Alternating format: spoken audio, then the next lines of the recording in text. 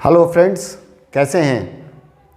आज सुबह सुबह मेरे पास एक संदेश आया, जिस संदेश में एक पोस्टर था और उस पोस्टर में अनुरोध किया गया था कि ट्विटर पर कुछ लोग एक हैशटैग लगा करके एक प्रचार अभियान चला रहे हैं, जिस प्रचार अभियान में एसएससी से यह अनुरोध किया जा रहा है या एसएससी पर यह दबाव डाला जा रहा है कि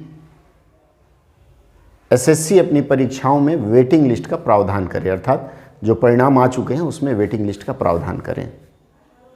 क्या लगता है आपको, इस प्रकार के हैशटैग चला करके हम किसका लाभ कर रहे हैं?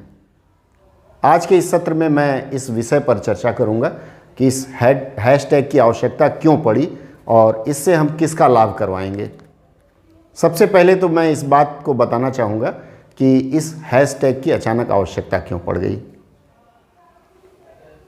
इस बार स्टाफ सिलेक्शन कमीशन के junior Hindi translator, senior Hindi translator के पोस्ट के पेपर 1 की परीक्षा हुई और इस पेपर 1 की परीक्षा में बहुत ऐसे अभ्यर्थी हैं जो 180 से ऊपर अंक प्राप्त किए हैं। उन समस्त अभ्यर्थियों को ढेरों बधाई।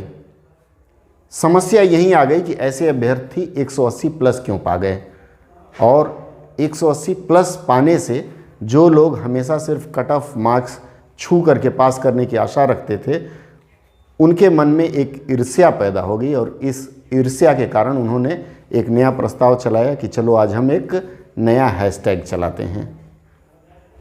लोगों का यह मानना है कि यदि आप एक बार चयनित हो जाते हैं, जैसे जिन लोगों का 180 प्लस आया है उनमें से अधिकांश ऐसे लोग हैं जो 2019 की परीक्षा में चयनित हो चुके हैं, तो उनका यह कहना है कि जो चयनित हो चुके हैं वो मैदान छोड़ दें और दूसरे को स्थान दें।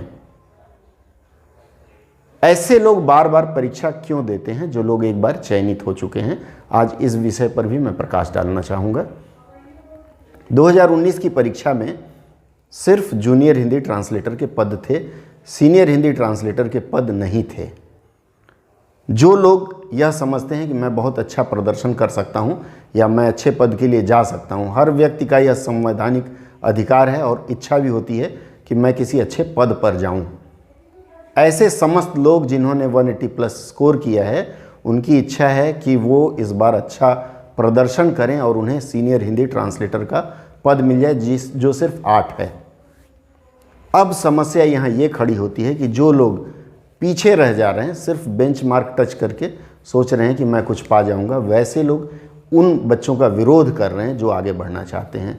अर्थात बात वही हो गई कि एक मटके में केकड़े रख दीजिए तो केकड़े न खुद बाहर निकल पाते हैं न दूसरों को निकलने देना चाह रहे हैं कुछ ऐसे भ्रम पाल रहे लोग जो इस बात से नाराज़ हैं कि ऐसे अभ्यर्थी 180 190 क्यों ला रहे हैं, और उनके खिलाफ एक अभियान चलाने के लिए उन्होंने एक नया अभियान शुरू किया है।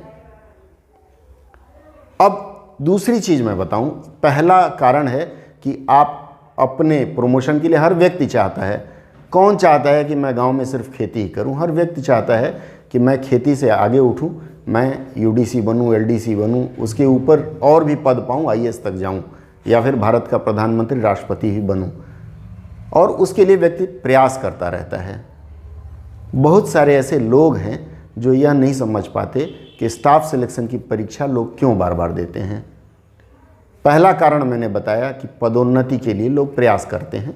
दूसरा कारण है, स्टाफ सिलेक्शन की परीक्षा में जब आप किसी सरकारी विभाग में लग जाते हैं तो कई बार ऐसा होता है कि आप अपने गृह नगर से कहीं दूर स्थानांतरित होते हैं।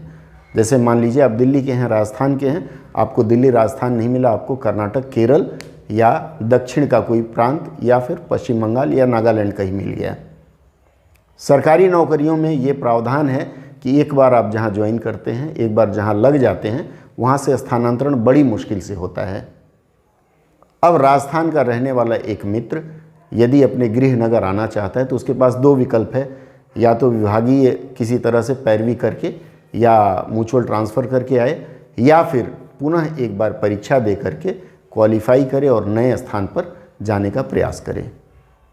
आप में से कितने ऐसे लोग हैं जो नहीं चाहते हैं कि अपने गृह नगर में रहें?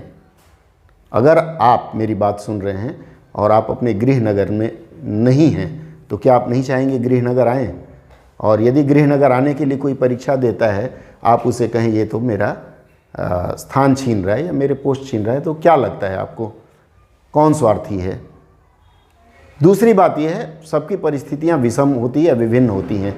एक महिला मान लीजिए वो कानपुर की है, उसको केरल में पोस्टिंग मिली, कई चीज़ें हैं, महिला है, विवाह करेगी, विवाह करने के बाद घर बसाएगी, या हो सकता है उसके पति पोस्टेड हों दिल्ली में, तो और कोई प्रावधान नहीं मिला तो वो दोबारा परीक्षा दे करके दिल्ली आने का प्रयास करेगी, अगली बार चयन हो जाए, अच्छा विभाग मिले, हो सकता है दिल्ली मिल जाए। अब ऐसे लोगों, चूंकि जो लोग नौकरी में नहीं है वो इस बात को समझ नहीं पाएंगे, ना ही तो समझने की चेष्टा करेंगे। उनका तो बस यही है कि उसकी साड़ी सफ़ेद क्यों, चलो उस पर एक मटका गंदगी डाल दिया जाए। मित्रों, हमें इससे ऊपर उठना पड़ेगा, और यदि आप चाहते हैं, ये आपके साथ भी हो सकता है, आप अगर चयनित हैं, आप अपने गृहनगर से दूर हैं, कोई विकल्प नहीं मिलेगा, तो ऐसे लोगों को हतोत्साहित करने की बजाय आप अपने आप को बुलंदी की ऊंचाई तक ले जाने का प्रयास करें। मैंने एक पुस्तक पढ़ी है, हु मूव्ड माई चीज़, कभी समय मिले तो उसका हिंदी संस्करण भी है, मेरी चीज़ को किसने हटाया, रॉबर्ट कियोस्की की है, ज़रूर पढ़ें, आपके समझ में थोड़ी सी बात तो आ ही जाएगी। अब आते हैं इस कैंपेन के बारे में। ये जो कैंपेन लोग हैशटैग नेगेटिव कैंपेन चला रहे हैं, उन लोगों के कैंपेन में यदि आप हिस्सा लेते हैं तो इससे आपका तो विशेष लाभ होने वाला नहीं है, क्योंकि जो भी नियम कानून बनते हैं वो नियम कानून डीओपीटी बनाती है। डीओपीटी तब बनाती है जब संबद्ध मंत्रालय उनको कहती हैं। अब अगर आपको कोई नियम कानून बनाना है तो आप अपने मोहल्ले के, आप अपने शहर के मेंबराने पार्लियामेंट और एमएलए से चिट्ठी लिखवाइए, पार्लियामेंट में इस विषय पर बहस करवाइए, और तब जाकर के आपके हित में वेटिंग लिस्ट वाली बात आएगी। मुझे नहीं लगता किसी भी परीक्षा में वेटिंग लिस्ट का प्रावधान है, चाहे उच्च स्तर की हो या निम्न स्तर की हो, इसमें यूपीएससी भी शामिल है। दूसरी बात यह है कि समस्या क्या है, वेटिंग लिस्ट वाली जो समस्या है वो तो हटने जा रही है, सीईटी आ रही है। अब आप में से कितने ऐसे अभ्यर्थी हैं जो जूनियर हिंदी ट्रांसलेटर की परीक्षा दे रहे हैं और वो सहमत हैं कि सीईटी मुझे मिले? अगर सीईटी आती है तो बहुत ऐसे लोग हैं जिनको गणित नहीं आती, उनको भी गणित पढ़ना पड़ेगा, और संभव है कि गणित ना पढ़ पाएँ और सीईटी ना क्वालिफाई कर पाएँ। भारत सरकार ने यह प्रावधान बना दिया है, आप सीईटी दीजिए, 3 वर्ष के लिए आपका सर्टिफिकेट वैलिड होगा। आप जो भी विभाग आवेदन निकालते हैं, विज्ञप्ति निकालते हैं, उसमें आवेदन करिए और सीईटी के माध्यम से जाइए। बहुत सारे ऐसे लोग हैं जो सीईटी के माध्यम से जाना पसंद नहीं करेंगे, वो चाहेंगे कि अनुवादक की परीक्षा है तो इसमें गणित ना पूछा जाए, रीजनिंग ना पूछा जाए। अब मैं आपके ऊपर छोड़ता हूं, आप क्या चाहते हैं? आप उन संस्थाओं का प्रचार करना चाहते हैं जो इसका लाभ लेकर के आपको भटका रही हैं, और वो चाहती हैं कि आप हैशटैग करें, उनका फ़ोटो लगाएं और उनका प्रचार करें, या ये क्रूशियल समय, आपके पास 2 महीने का समय है, आप चाहते हैं कि तैयारी करके अच्छा अंक ले आकर के उत्तीर्ण हो? मुझे लगता है मेरी आज की यह बात आपके समझ में आई होगी, और स्वविवेक से काम लें। यदि कुछ करना है तो उसके लिए आप अपने मेंबराने पार्लियामेंट, एमएलए को लिखिए, या फिर प्रधानमंत्री के मन की बात में चर्चा कर लीजिए, और हमेशा यह सोचिए कि अधिकांश लोगों को जिससे नुकसान ना हो वैसे काम करें। चलिए फिर बात करेंगे। यदि मेरी बात पसंद आई हो तो मुझे लगता है कि आप इस संदेश को आगे बढ़ाएंगे। धन्यवाद।